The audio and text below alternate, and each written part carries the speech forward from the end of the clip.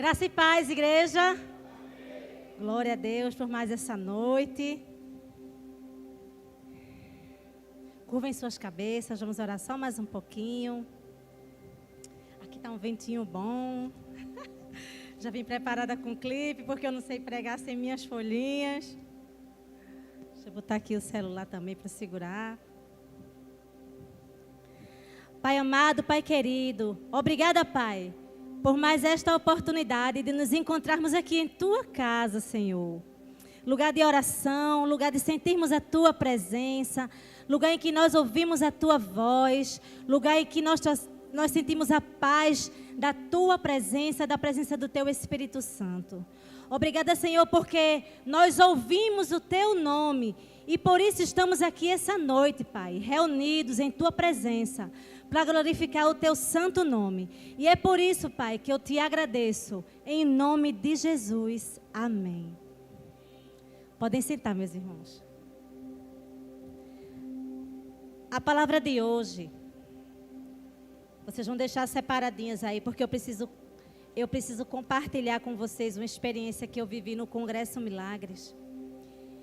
E tem tudo a ver com essa passagem. Está no livro de Josué, capítulo 2. Deixa aí separadinho. E vai ser lido do versículo 8 ao 21. Então vamos aproveitar que as luzes estão acesas e vamos ler logo, né? Na versão NVI, que fala assim.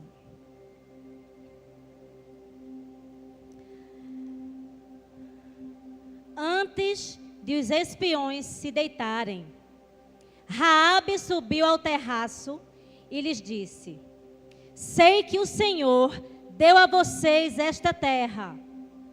Vocês nos causaram um medo terrível. E todos os habitantes desta terra estão apavorados por causa de vocês. Pois temos, guarda essa palavra, pois temos ouvido que o Senhor secou as águas do Mar Vermelho perante vocês, quando saíram do Egito, e que vocês fizeram a leste do Jordão com Seom e Gog. E o que vocês fizeram a leste do Jordão com Seom e Gog? Os dois reis amorreus que vocês aniquilaram. Quando soubemos disso, o povo desanimou-se completamente. E por causa de vocês, todos perderam a coragem. Pois o Senhor, o seu Deus, é Deus em cima nos céus e embaixo na terra. Jurem-me pelo Senhor, que assim como eu fui bondosa com vocês, vocês também serão bondosa com a minha família. Deem-me um sinal seguro de que pouparão a vida de meu pai e de minha mãe, e de meus irmãos e de minhas irmãs, e de tudo que lhes pertence. Livrem-nos da morte. Versículo 14. A nossa vida pela de vocês, os homens lhe garantiram. Se você não contar... Obrigada, pastor. Se você não contar o que estamos fazendo, nós trataremos com bondade e fidelidade, quando o Senhor nos der a terra.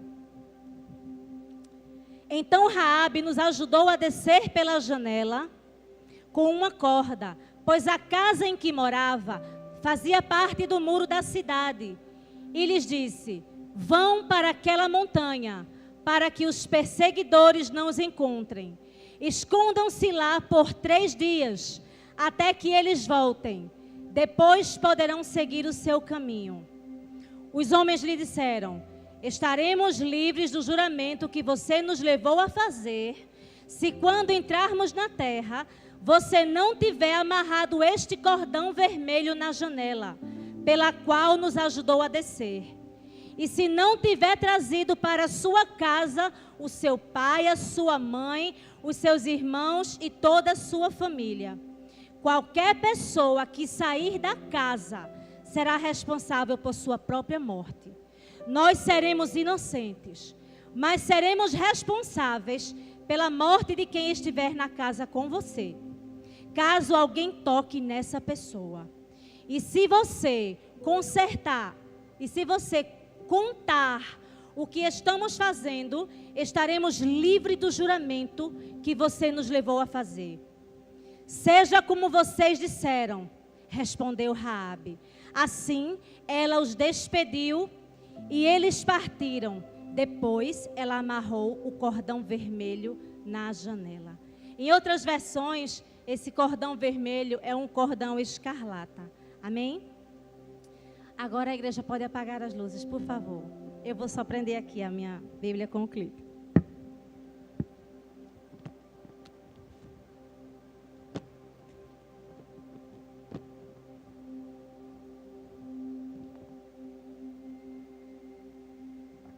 Então, deixa eu compartilhar uma experiência que eu vivi aqui e que me deixou assim muito emocionada, que foi no Congresso de Milagres.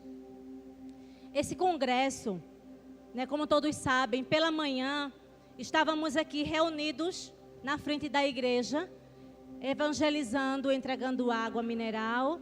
E na terça-feira, isso foi na segunda-feira, e na terça-feira pela manhã, nós saímos entregando uns cartõezinhos às pessoas que nós encontrávamos pelas ruas aqui do bairro, nas casas, nas praças. Quem a gente via, a gente evangelizava. E Jesus trouxe à minha memória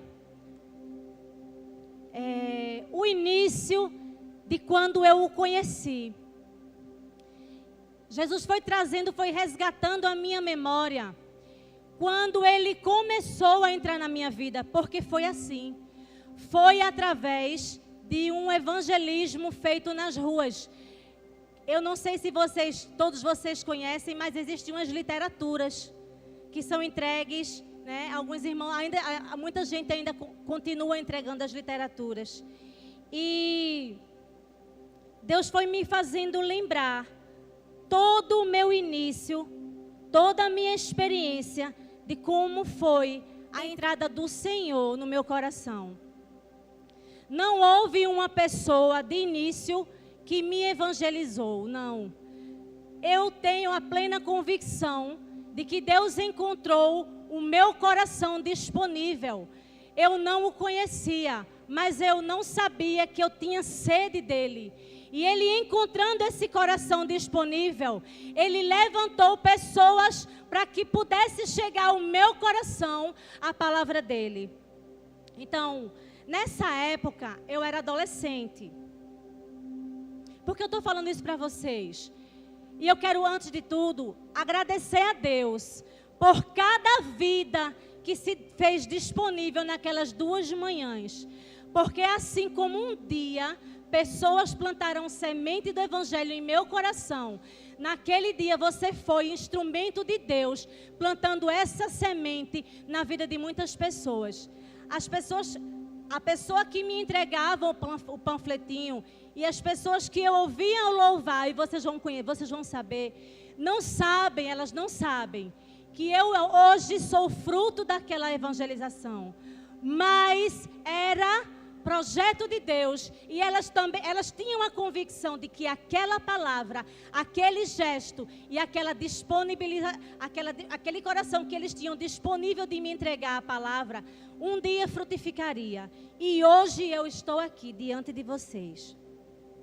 Então, nessa época eu era adolescente e a minha vida familiar, gente, nessa época era um caos.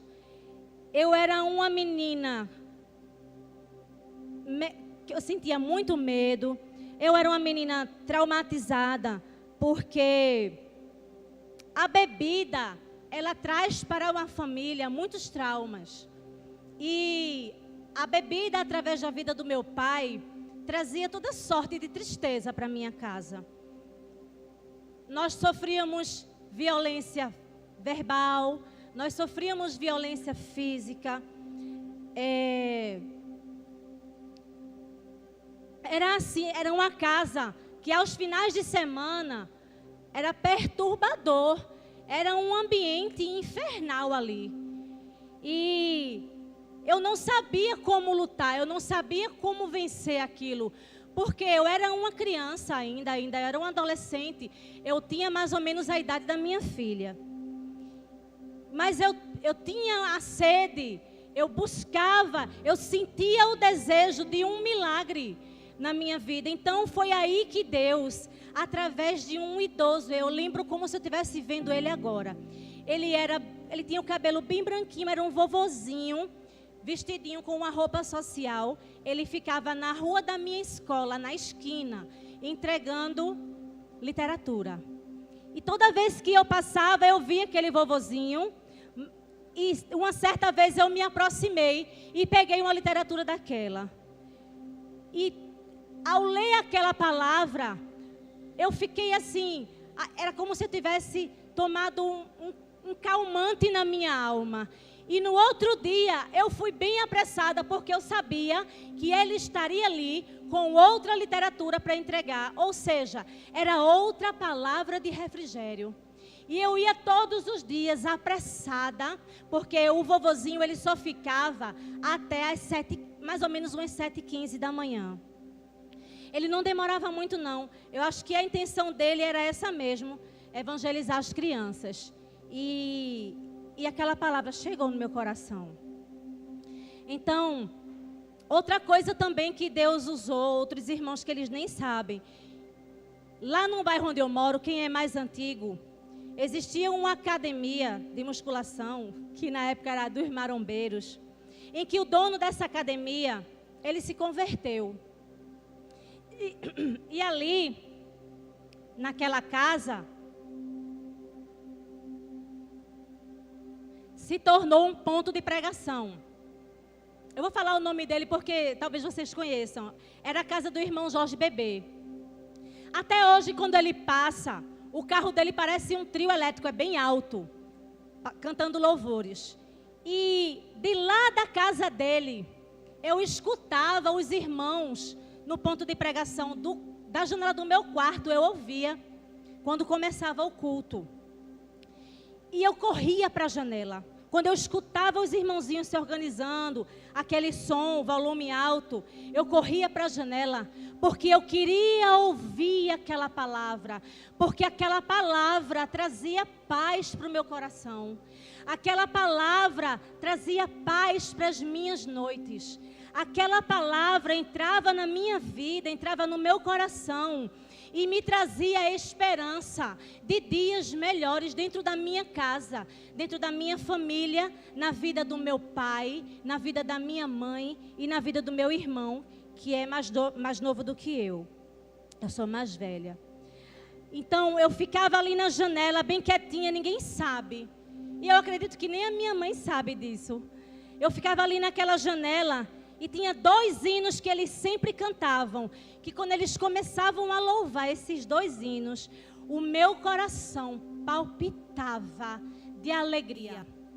Era aquele hino bem antigo que diz assim: foi na cruz que um dia eu vi. Pronto, esse hino me quebrantava de uma forma e cada vez mais eu queria conhecer esse Jesus. Eu sei que não é uma coisa nova, eu sei.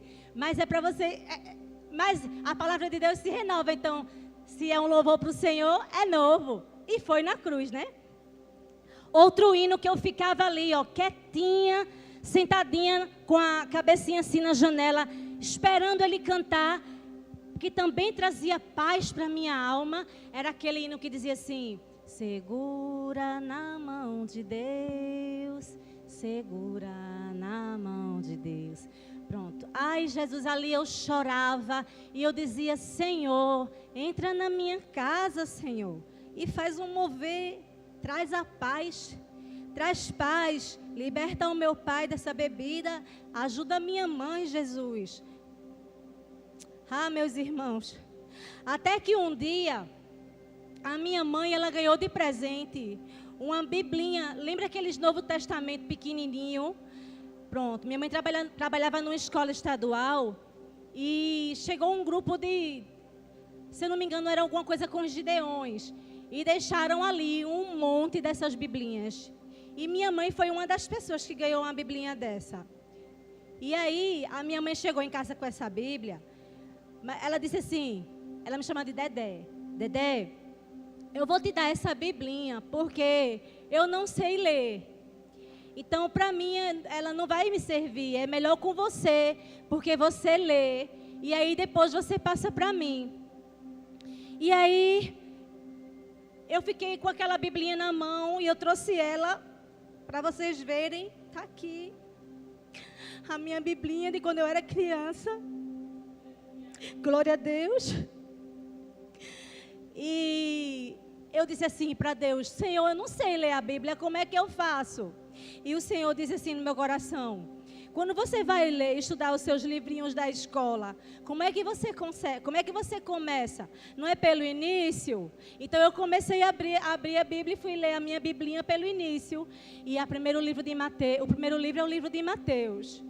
Gente, quando eu li o livro de Mateus, porque eu só ficava lendo pedacinhos da literatura. E ouvindo algumas coisas que eu podia ouvir do ponto de pregação do irmão. Mas quando eu comecei a ler o livro de Mateus e eu terminei, eu cheguei para minha mãe e disse assim, mãinha, eu já sei como é que a gente vai lutar contra todo esse sofrimento aqui da nossa casa. Aí minha mãe disse, como minha filha? Mãe, toda liberdade é pelo sangue de Jesus, manhã. Nós vamos clamar o sangue de Jesus toda vez que nós sentimos a opressão maligna aqui na nossa casa. Só lembrando, só para dar mais um detalhe dessa história, que eu não vou demorar muito. Havia uma mulher que ela fazia bruxaria. Havia uma mulher na vida do meu pai que fazia bruxaria para destruir a nossa família. E eu, minha mãe e meu irmão, nós víamos muitos demônios na nossa casa, principalmente eu. A gente não dormia direito, era terrível, era terrível. E eu disse assim, mãe, a senhora não vai mais na casa do meu avô pedir ajuda a ele, porque a minha mãe foi criada num lar em que o pai dela era pai de santo. Então a minha mãe não conhecia a verdade libertadora. Ela conhecia aquilo que foi permitido para ela conhecer. Então quando eu cheguei para ela que disse, mãe, o que liberta é o sangue de Jesus. O que vai trazer a liberdade à nossa casa, o que vai trazer paz aos nossos corações, o que vai trazer força para a gente continuar, é o sangue de Jesus. Então a partir de agora, a senhora vai jogar fora todos os objetos de mandinga que vovô lhe deu para se espalhar aqui por nossa casa. E a minha mãe assim fez. Ela jogou fora todos os objetos de mandinga que meu avô mandava. E existia na nossa casa uma Bíblia antiga, que ela deixava aberta na estante. E uma vez eu perguntei assim, mãe, por que essa Bíblia antiga está aberta e ela só fica aberta no Salmo 91? A minha mãe não sabia ler, mas ela disse assim para mim, filha, é porque esse Salmo 91, o pessoal diz que é bom e que protege a casa. Por isso que eu deixo ela aberta. Não pegue na minha Bíblia, nessa Bíblia, porque ela já está muito velhinha e a folha do Salmo 91 já está meio rasgadinha para não rasgar. E assim eu fiz. Só que quando eu li o livro de Mateus, me lembrei da Bíblia dela, velhinha. E eu peguei a Bíblia e disse, mãe, vamos ler o Salmo 91. Vem para cá e a senhora vai escutar. E o Salmo 91 sabe aquele versículo na vida de você, na vida de cada um, que é o versículo da sua vida? Eu acredito que cada pessoa que já viveu uma experiência profunda com Deus, tem um versículo que diz assim, esse versículo é o versículo da minha vida. O Salmo 91 é o Salmo da minha vida. Quando eu li para minha mãe, era tudo o que a gente passava. Era tudo o que a gente precisava. Então, toda noite antes de dormir, nós líamos o Salmo 91. Até os dias de hoje. Inclusive, eu faço isso com a minha filha. Ela sabe o Salmo 91. Então, a partir daí, Jesus entrou na minha casa, Ele entrou primeiro no meu coração, e já a minha casa e a minha vida já era completamente dele. Sabe por quê? Porque através daquele evangelismo que foi feito pelo vovozinho e daquele ponto de pregação, o meu ouvido ouviu. Lembra que eu falei na palavra, guarda aí, o meu ouvido ouviu que tinha um Senhor que era Deus em cima nos céus e era Deus embaixo na terra. E Ele entrou no meu coração, através de ouvir a palavra, e através da minha vida, Ele entrou na vida do meu irmão, entrou na vida da minha mãe. E eles também se converteram ao Evangelho da Cruz. E a salvação alcançou o meu irmão, a minha mãe. E a partir desse momento, Satanás não tinha mais força contra a nossa casa. Continuaram os problemas. Continuaram, o álcool continuou na vida do meu pai. Mas nós tínhamos a arma certa. O inimigo trabalhava através da vida do meu pai. Mas nós tínhamos paz, porque nós sabíamos quem estava conosco agora. Agora era só clamar pelo sangue de Jesus. Eu ordeno que você saia. E a partir daquele dia, Satanás não tocou mais em nenhum fio do nosso cabelo. Amém? Então, eu vou parar por aqui nesse meu testemunho, porque muitas coisas aconteceram. E agora a gente vai para o que a gente leu, que foi a passagem de Raabe. Então, por que durante o evangelismo, Deus tocou tanto no meu coração e me lembrou sobre essa passagem, sobre essa mulher, sobre a casa dessa mulher? Porque foi assim comigo, meus irmãos. É claro que aos 12, 13 anos de idade, eu não era uma prostituta, mas eu era uma improvável. Raabe é conhecida na Bíblia como a prostituta. Quando se fala Raabe, todo mundo já sabe, a prostituta. Então, se Raabe era uma prostituta, ela era uma mulher improvável. Ela era uma mulher desvalorizada. Ela era uma mulher que vivia à margem da sociedade. Se hoje em dia a prostituição a sociedade ainda continua sendo algo grave, imaginem naquela época.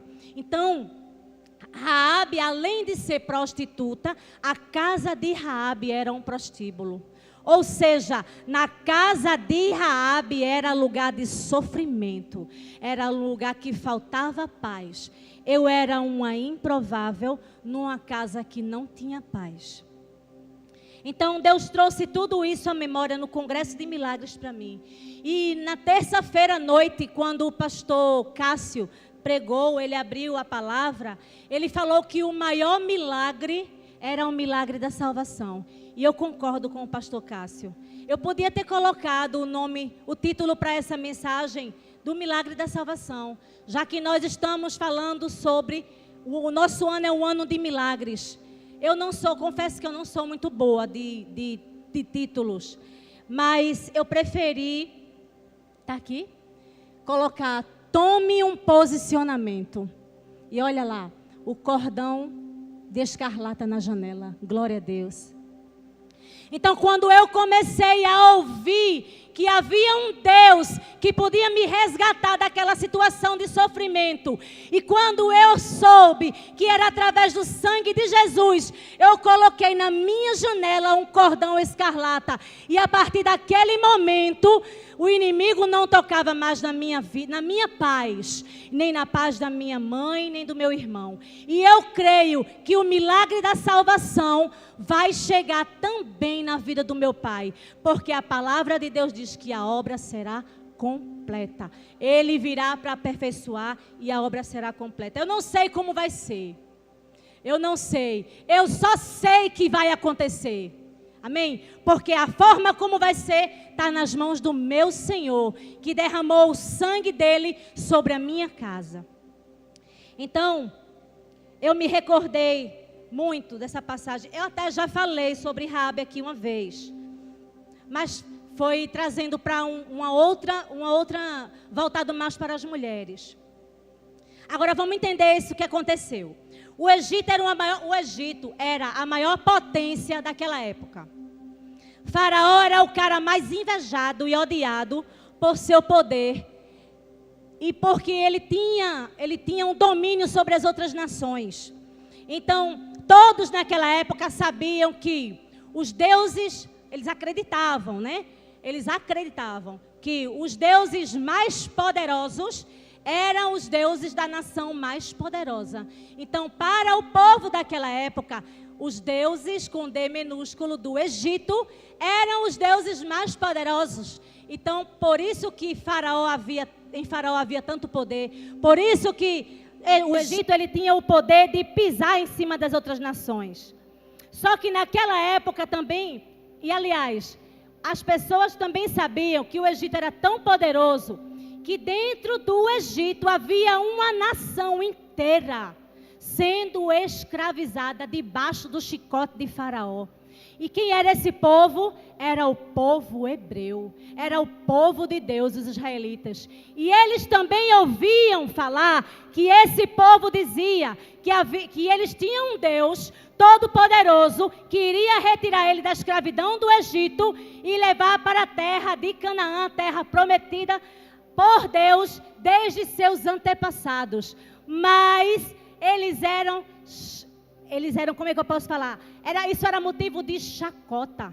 Porque se eles acreditavam que a nação mais poderosa era a nação que tinha deuses mais poderosos, como era que uma nação que era escrava, reduzida a nada, reduzida ao pó, abria a boca para dizer que um Deus todo-poderoso iria tirá-los do julgamento de Faraó, né? Então os hebreus eram motivo de chacota. Acontece que Deus ouviu o clamor do seu povo, assim como um dia Deus ouviu o clamor do meu coração. Acontece que Deus ouviu o clamor do seu povo e por meio de uma sarça ardente ele se revela a Moisés. Lá no livro de Êxodo, capítulo 3, Êxodo capítulo 3, do versículo 7 ao 10, diz assim: quando Deus se revelou através da sarça para Moisés. Disse o Senhor para Moisés: de fato, tenho visto a opressão sobre o meu povo no Egito. Tenho escutado o seu clamor por causa dos seus feitores e sei quanto eles estão sofrendo. Por isso, desci para livrá-los das mãos dos egípcios e tirá-los daqui para uma terra boa e vasta, onde há leite e mel com fartura. A terra dos cananeus, dos hititas, dos amorreus, dos ferezeus, dos heveus e dos jebuseus. Pois agora o clamor dos israelitas chegou a mim, e tenho visto como os egípcios o oprimem. Vá, pois, agora, eu o envio ao faraó, para tirar do Egito o meu povo, os israelitas. O Senhor envia Moisés e liberta o povo do Egito. Todo mundo já sabe como é que foi, né? Mandou praga por cima de praga. Nenhum dos deuses de Faraó suportou a mão poderosa do nosso Deus, o Deus Todo-Poderoso. Amém? Foi praga de rã, foi praga de treva, gafanhoto devastou as plantações. Faraó ficou devastado. O Egito foi completamente destruído pelas mãos de Deus, para livrar o povo dele da escravidão. Então, muita coisa depois disso, quando o povo passou a pé enxuto por dentro do Mar Vermelho, muitas coisas aconteceram depois disso. Então, o que é que aconteceu? Depois de um certo tempo, Moisés morreu, mas Jesus levanta um valente chamado Josué. E Josué assume o lugar de Moisés. E Deus fala assim para Josué: seja forte e corajoso, porque você conduzirá o meu povo para herdar a terra que prometi, sobre juramentos, sobre juramento aos seus antepassados. Então, meus irmãos, vocês naquele dia que estavam ali na frente, pregando o evangelho, de porta em porta, entregando o recadinho, entregando a água com a mensagem da cruz, vocês são um povo forte e corajoso. E é através de vocês, muitos lares serão libertos do Egito. Amém? Então Josué, ele se prepara para tomar posse dessa terra. E envia 2 espiões para analisar a terra, principalmente Jericó. Eles tinham que passar por Jericó. Acontece que Jericó era uma cidade fortificada. Ela era cercada por uma grande muralha. Uma muralha que tinha aproximadamente só de altura de 10 a 12 metros. E de largura uns 4 metros. É tanto que havia uma casa construída em cima dessa muralha, que era a casa de Raabe. Quando a Bíblia fala de Raabe, a primeira coisa que a gente lembra é que ela era uma prostituta, certo? E a casa dela era um prostíbulo. E estava em cima do muro da muralha de Jericó. Estava lá em cima. Então, se era um prostíbulo, havia muito movimento naquela casa. Pessoas entravam e saíam. Homens, estrangeiros, comerciantes visitavam a casa de Raabe. E a casa dela estava posicionada de forma estratégica. Ela tinha uma visão privilegiada. Ela via tanto as pessoas de fora das muralhas, como ela podia ver o movimento dentro das muralhas. Então esses homens, eles iam e viam. Ali era um lugar de diversão. Então, todos nós sabemos que uma mulher prostituta, ela tem o seu corpo devastado por muitos homens. E isso é um motivo de grande vergonha, de grande dor. Eu não imagino, mas com certeza havia grandes feridas no coração daquela mulher. Aquela casa era uma casa que não havia paz. As pessoas iam ali naquela casa, depositava naquela casa tudo de ruim que podia ter e ia embora. Pagava pelo serviço e ia embora. Era uma casa onde as pessoas, homens, eles marcavam para, na linguagem do mundo, tomar uma. Então era uma casa que tinha bebida. Era uma casa que não tinha paz. Era um ambiente infernal, vamos dizer assim. Então, Raabe, por ter uma casa que era ponto de encontro, o prostíbulo, ela sabia de tudo que acontecia. Então, Raabe sabia, ela começou a ter conhecimento de tudo o que Deus fez no Egito para resgatar aquele povo escravo que tinha uma vida debaixo de muita dor, uma vida de frustração, uma vida de lágrimas e uma vida de desesperança. E Raabe, ela se identifica com esse povo e ela começa a perceber que existe um Deus que se incomodava, existia um Deus que se compadeceu com aquele povo. Era o Deus que os hebreus tanto falavam. E esse Deus começou a preencher o coração de Raabe. Raabe começou a dar atenção, assim como eu ia sedenta a procurar aquele senhorzinho que entregava a literatura. Todas as pessoas que chegavam para falar do que Deus tinha feito lá no Egito, para falar do que Deus tinha transformado o Egito em pó e em cinzas, para salvar o povo dele, ela pensa o seguinte: meu Deus, se esse Deus que se importa com um povo escravo, se esse Deus que se importa com um povo que não tem nem prata e nem ouro para trocar com ele, se esse Deus se importa com um povo pobre, humilde, se esse povo se importa com um povo, se esse Deus se importa com um povo que tem as famílias desprezadas, se esse Deus se importa com uma pessoa que é olhada e vista à margem da sociedade, porque se tratavam de escravos, então esse Deus vai olhar para mim. Então esse Deus que livrou os hebreus, que livrou Israel da escravidão, da chibata de Faraó, se Deus livrou essa casa, se salvou os filhos e filhas e pais e mães, esse Deus vai olhar para mim e vai salvar a minha casa também. A essa altura, Raabe não se identificava mais como uma cananeia. A essa altura, Raabe, ela já se fazia uma com os hebreus, porque ela já reconhecia dentro do coração dela o que Deus podia fazer na vida dela e o que Ele podia fazer para salvar também a família dela.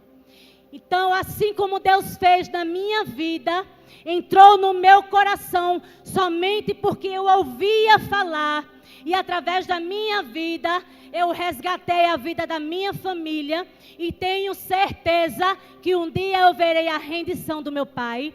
Raabe também tinha convicção que esse Deus iria entrar na casa dela.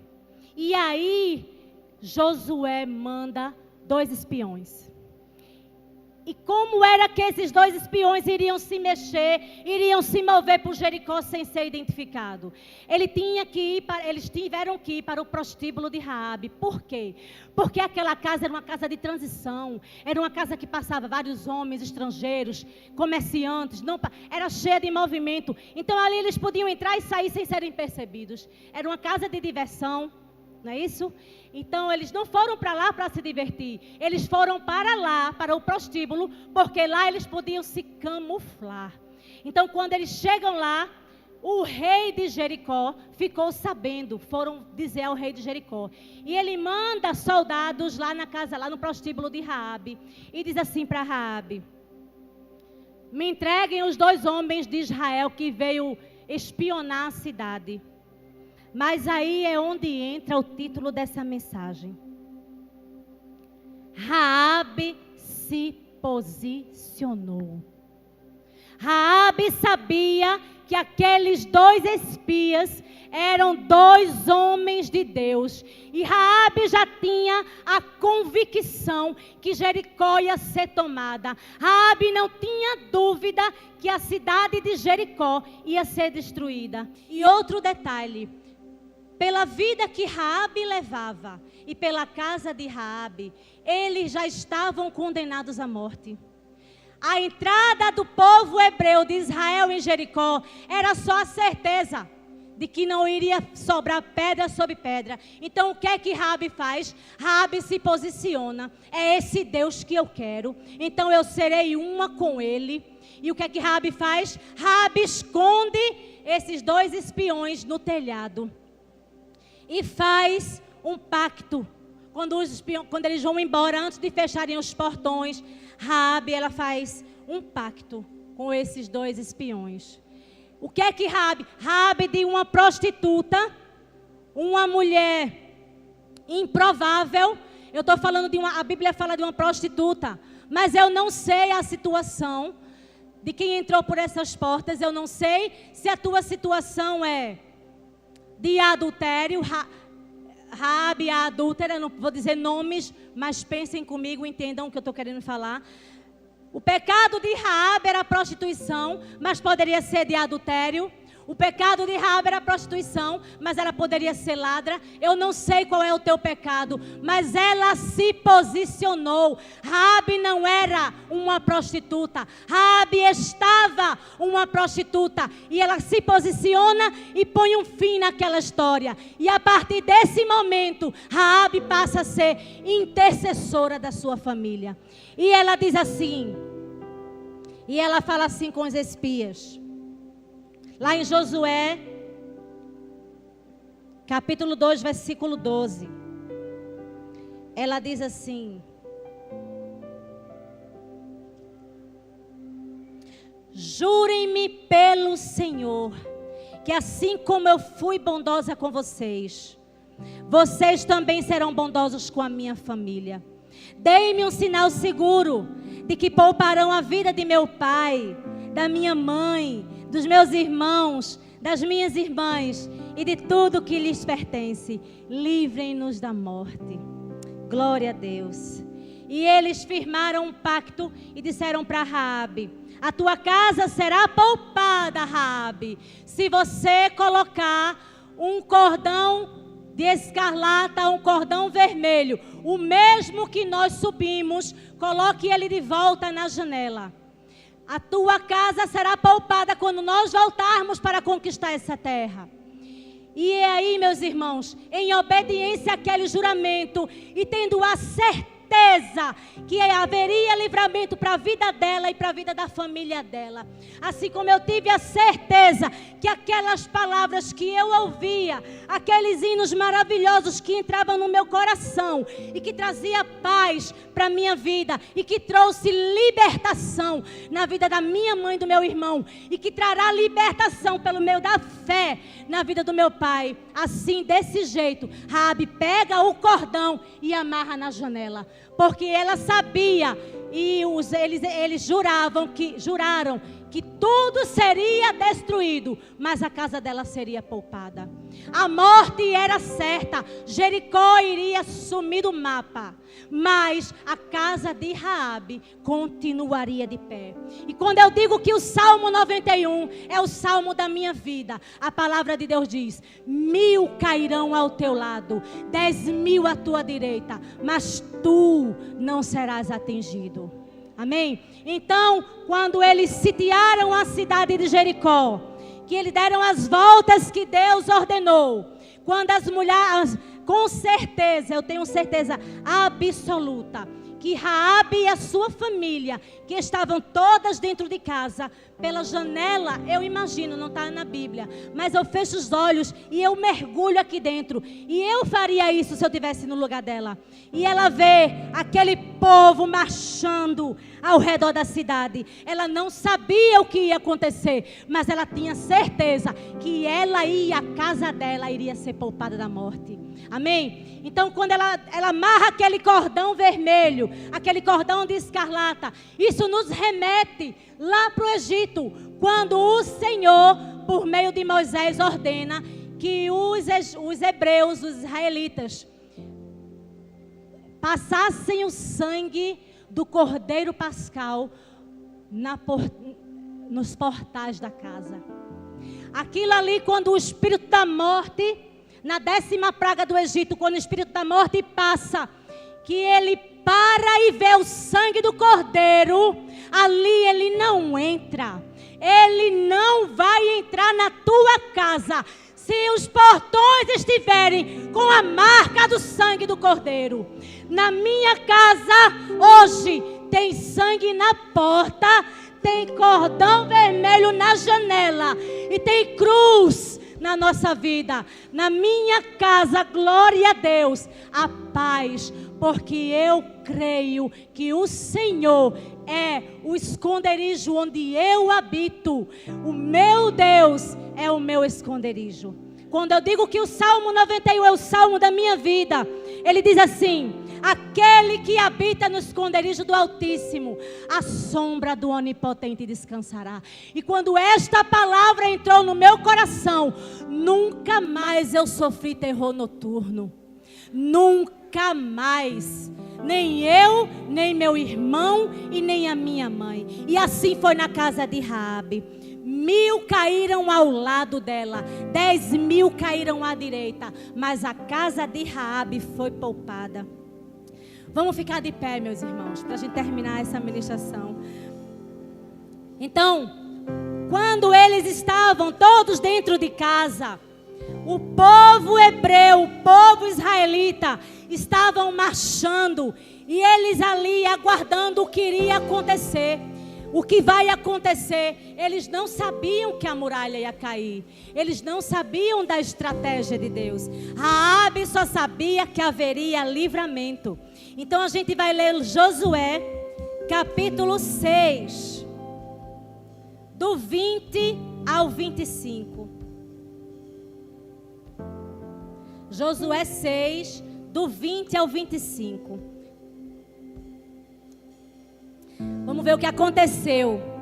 Quando soaram, eles estavam lá. Vamos imaginar comigo. Eles estavam lá na brechinha da janela, onde estava o cordão escarlata, abanando, mostrando que aquela casa não entraria morte, porque o dono da vida já tinha chegado naquela casa, já tinha alcançado o coração de Raabe, e ela sabia que haveria livramento para a casa dela. Como eles começam a ver aquele movimento, e a Bíblia diz: quando soaram as trombetas, o povo gritou. Ao som das trombetas e do forte grito, o muro caiu.